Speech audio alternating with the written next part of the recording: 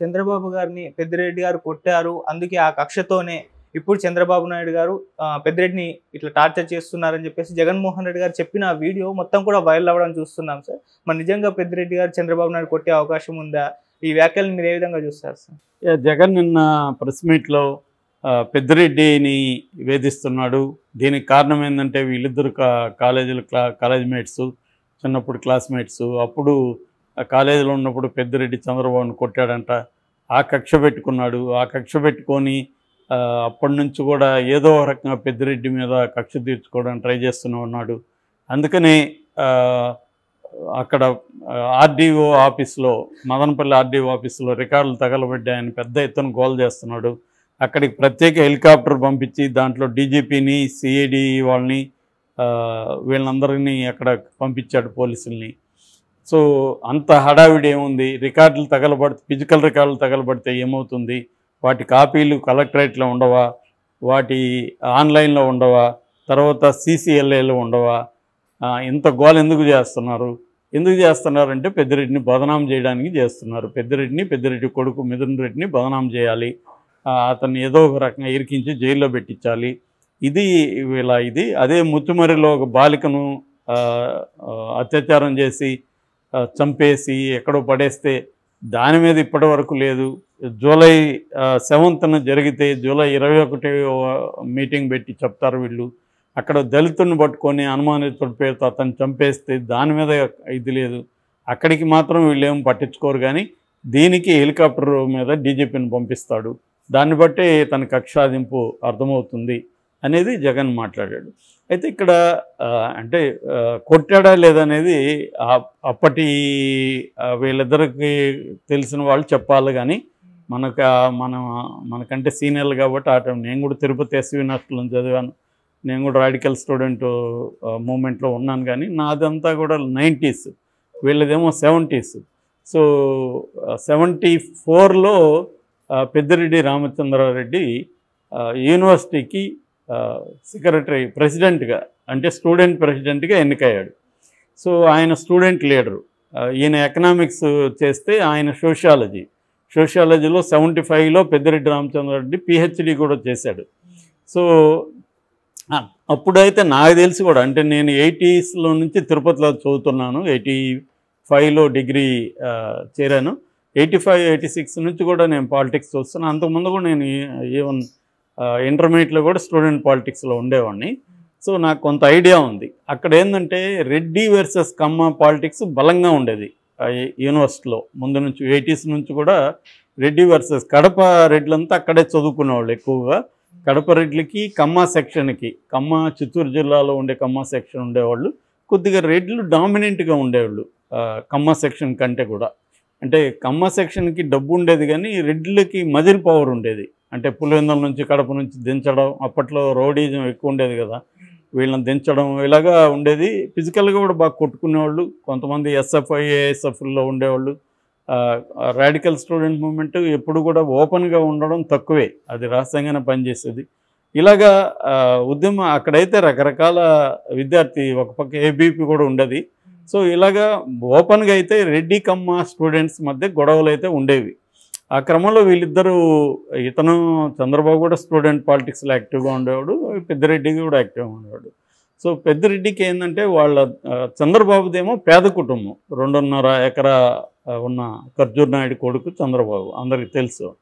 కానీ పెద్దిరెడ్డి లక్ష్మారెడ్డి వాళ్ళ నాన్న వాళ్ళు కొంత చదువుమంటారు. అక్కడ ఎర్రవారిపాలెం వాళ్ళది కొంత ధనిక కుటుంబం, రెడ్డి కుటుంబం ధనిక కుటుంబం, వ్యవసాయ కుటుంబం.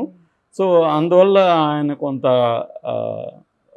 ఇది ఉండేది, ఆ డామినేషన్ కానీ, డబ్బులు ఇచ్చి ఒక బ్యాచ్ని మెయింటైన్ చేయడం. ఆ క్రమంలో గొడవలు జరిగి ఉండొచ్చు, కొట్టాడలేదనేది మనకు తెలియదు. జగన్ చెప్పినట్టు మనం చెప్పలేము. ఏదైనా ఆ ఘర్షణలు అయితే ఉన్నాయి. అప్పటి నుంచి వీళ్ళిద్దరికి మధ్య ఘర్షణలు ఉన్నాయి. దాని తర్వాత ఈయన కాంగ్రెస్లోకి వెళ్ళాడు చంద్రబాబు. పెద్దిరెడ్డి ఏమో ఫస్ట్ బీజేపీ నుంచి, పీలర్ నుంచి పోటీ చేశాడు. దాని తర్వాత ఆయన కాంగ్రెస్లోకి వెళ్ళాడు, చంద్రబాబు తెలుగుదేశంలోకి వచ్చాడు. అట్లాగే రాజశేఖర రెడ్డి గవర్నమెంట్లో ఆయన మినిస్టర్గా పనిచేశాడు, రోసే గవర్నమెంట్లో మినిస్టర్గా పనిచేశాడు. మళ్ళీ కిరణ్ కుమార్ రెడ్డికి ఈయనకి పడదు. కిరణ్ కుమార్ రెడ్డి వీళ్ళ బ్రదర్ ద్వారకానాథ్ రెడ్డి కూడా రాజకీయాల్లో యాక్టివ్గా ఉంటారు. ఆ తర్వాత కొడుకు వచ్చాడు. తర్వాత ఈయన స్టూడెంట్స్ డేస్ తర్వాత Ramachandra Reddy real estate, irrigation projects ఇటు కర్ణాటకలో, తమిళనాడులో, ఆంధ్రాలో చేయడం మొదలుపెట్టాడు. సక్సెస్ అయ్యారు వాటిలంతా. అట్లాగే జగన్ నిన్న చెప్పినట్టుగా పెద్దిరెడ్డి రామచంద్రరెడ్డి ఇప్పటివరకు 7 సార్లు మంచి మంచి మెజార్టీతోనే 7 సార్లు ఆయన ఎమ్మెల్యేగా ఉన్నాడు. ఇక మిథున్ రెడ్డి ఏమో 3 సార్లు ఎంపీగా గెలిచాడు. సో జగన్ అడిగిన ప్రశ్న ఏంటంటే, అంత భయంకరమైన అరాచకాలు చేస్తే 7 సార్లు ఎలా గెలిచాడు, ప్రజలు 7 సార్లు ఎందుకు గెలిపించారు అరాచకాలు చేస్తే అనేది ఇది జగన్ వేశాడు. ఖచ్చితంగా అందులో కొంత ట్రూత్ ఉంది, కొంత అబద్ధం ఉంది. ట్రూత్ ఏంటంటే, ప్రజల మీద అరాచకాలు చేస్తే గెలిపించడం కష్టమే. కాకపోతే ఒక్కోసారి ప్రజల మీద అరాచకాలు చేసిన వాళ్ళు కూడా గెలుస్తారు. ఎందుకంటే వాళ్ళకి భయం ఉంటుంది, కంట్రోల్ ఉంటుంది. అట్లాంటివి కూడా జరుగుతాయి. రెండోది, చంద్రబాబు ప్రధానంగా అతను ఇబ్బంది ఏంటంటే, తర్వాత కాలంలో చంద్రబాబుని విపరీతంగా టార్గెట్ చేశాడు. ఎందుకంటే చంద్రబాబు వ్యూహాల దగ్గర నుంచి అన్ని విషయాలు అతనికి స్టూడెంట్ డేస్ నుంచి తెలుసు కదా. ఇప్పుడు మామూలుగా ఒక ప్రత్యర్థి మన కాలేజ్ మేట్ దగ్గర నుంచి ఉంటే వాళ్ళ న్యూయాన్సెస్, వాళ్ళు ఎలా స్ట్రాటజీలు వేస్తారో అన్నీ తెలుసు. కాబట్టి చంద్రబాబుని దెబ్బతీయడంలో అతను కొంతవరకు కొన్నిసార్లు సక్సెస్ అయ్యాడు.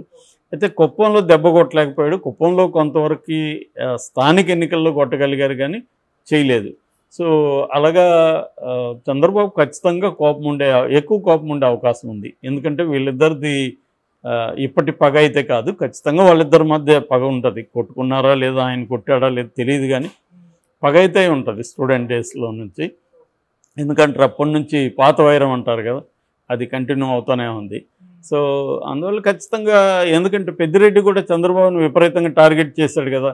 సో చంద్రబాబు ఎందుకు చేయడు పెద్దిరెడ్డిని అధికారంలో ఉన్నప్పుడు? వీళ్ళు కూడా చేశారుగా. కుప్పం అంతా వెళ్ళి పెద్దిరెడ్డి కూర్చున్నాడు. పెద్దిరెడ్డి నిరంతరం చంద్రబాబును టార్గెట్ చేసినప్పుడు పెద్దిరెడ్డిని తొక్కేయాలని చంద్రబాబు అనుకోవడంలో ఆశ్చర్యమేం లేదు. ఎవరున్నా, జగన్ ఉన్నా ఆ ప్లేస్లో ఎనిమిస్ని తొక్కేయాలని జగన్ కూడా అనుకోలేదా? జగన్ ఇప్పుడు జేసీ ప్రభాకర్ రెడ్డి వాళ్ళని తొక్కేయడానికి జగన్ తీవ్రంగా ప్రయత్నించలేదా? అనేక చోట్ల ప్రత్యర్థుల్ని జగన్ తొక్కేయడానికి ట్రై చేయలేదా? చేస్తారు, ఎవరైనా చేస్తారు. అధికారంలో ఉన్నప్పుడు, తమ ప్రత్యర్థులు స్ట్రాంగ్గా ఉన్నప్పుడు వాళ్ళని దెబ్బతీయడానికి ప్రతి రాజకీయ నాయకుడు చేస్తాడు. అదే పని చంద్రబాబు ఇప్పుడు చేస్తున్నాడు. కాకపోతే ప్రతిపక్షంలో ఉన్నాడు కాబట్టి జగన్ ఇంకా అలాగే మాట్లాడతాడు. అంటే ఇతన్ని కోపాన్ని ఇచ్చేయడానికి మాట్లాడతాడు. ఖచ్చితంగా మదనపల్లి ఇది అనేది కొంత ఫిషీ అంటారు, అట్లా విచిత్రంగానే ఉంది.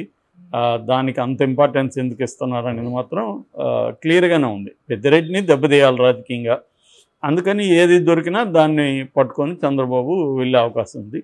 దాన్ని ఎదిరించాలి కాబట్టి వాళ్ళు కూడా ఈ విషయాలంతా మాట్లాడే అవకాశం ఉంది. సో జగన్ ఏంటంటే, మామూలుగా అయితే ఒక 6 నెలలు టైం ఇద్దాం అనుకున్నారు, కానీ వీళ్ళు 6 నెలలు ఆగేయట్లేరని జగన్ కూడా రంగంలో దిగేశాడు. అంటే త్వరగానే జైల్లో పెట్టే అవకాశం ఉంది.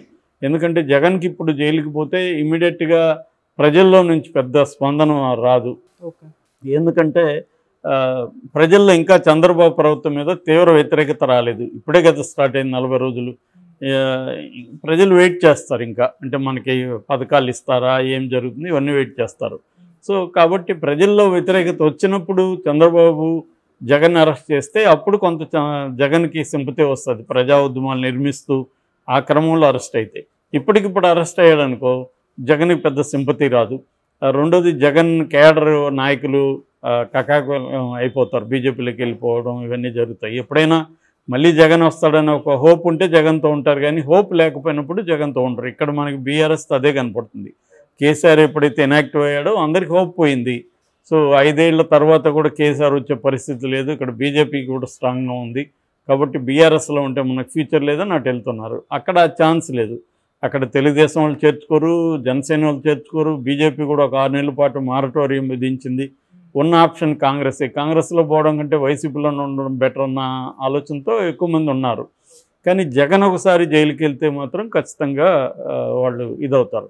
సో ఇవన్నీ దృష్టిలో పెట్టుకొని జగన్ అగ్రెసివ్గానే ఉందాము, ఒకవేళ అరెస్ట్ చేస్తే కూడా నేను ప్రశ్నిస్తున్నాను కాబట్టి నన్ను అరెస్ట్ చేశారన్న నెరేటివ్ని జనంలోకి తీసుకెళ్ళచ్చు అని జగన్ డిఫెన్స్లో నుంచి అఫెన్స్లోకి వచ్చేసాడు. మామూలుగానే జగన్ టాక్టిక్స్ ఎప్పుడు కూడా అఫెన్సివ్ టాక్టిక్స్. వార్లో ఒక సామెత ఉంటుంది, best form of defence is offence అని.